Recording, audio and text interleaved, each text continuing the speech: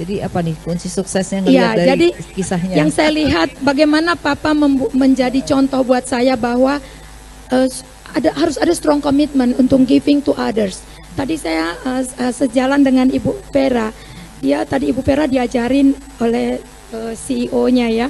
Saya pun mengalami hal yang sama. Jadi waktu saya masuk ke asuransi, saya kan dari teknik sipil. Waktu masuk ke asuransi, Bu, sebenarnya saya salah jalan, bukan salah jalan. Kejeblos. Sebenarnya iklannya itu adalah Bank Internasional Indonesia, Bu. Logonya BII. Waktu itu teman-teman saya banyak yang kerja di bank, dan setiap kali kita bertemu, mereka kan mentereng ya, orang kerja di bank tahu cakep-cakep. Saya doang yang lusuh karena waktu itu saya kerja di kontraktor. Terus begitu saya lihat iklan itu saya langsung melamar. Ternyata asuransi. Waktu saya diinterview oleh advisor saya, seorang India dari Inggris. Dia bilang, what is your plan in your life? Saya bilang, oh ini saya sebenarnya batu loncatan. Saya jujur orangnya. Itu batu loncatan, saya mau ambil master lagi. Saya mau ambil MBA karena saya dari teknik sipil. Saya bilang saya pengen di bisnis. Papa saya bilang coba doing di bisnis. Jadi saya mau ambil MBA. Dia bilang you don't need to go for that kind of education. Terusin aja di asuransi, nanti kamu you will go around the world. Katanya you akan belajar juga yang hampir sama dengan MBA. Dia bilang.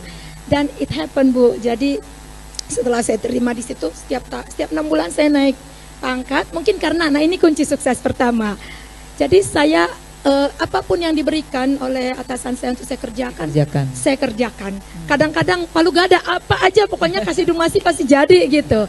Jadi nggak pernah hitung-hitungan waktu juga. Sampai di suatu masa waktu anak saya sudah mulai mengerti, dia bingung ya, karena anak-anak saya tidak ada yang saya ajarin, tidak ada yang saya leskan, Bu.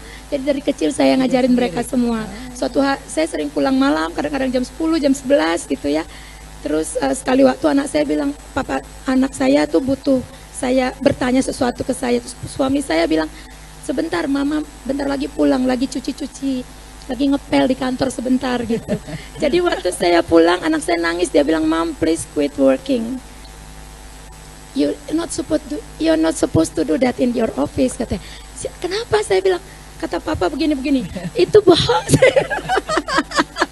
Jadi tapi anak-anak saya ternyata di masa setelah mereka lulus ini pada bilang, sekarang itu cerita saya mama yang itu tuh, mereka bilang itu yang menjadi contoh buat mereka sekarang bisa hardworking. Kebetulan putri saya sekarang jadi lawyer ya, official lawyer di Inggris for UK and Wales.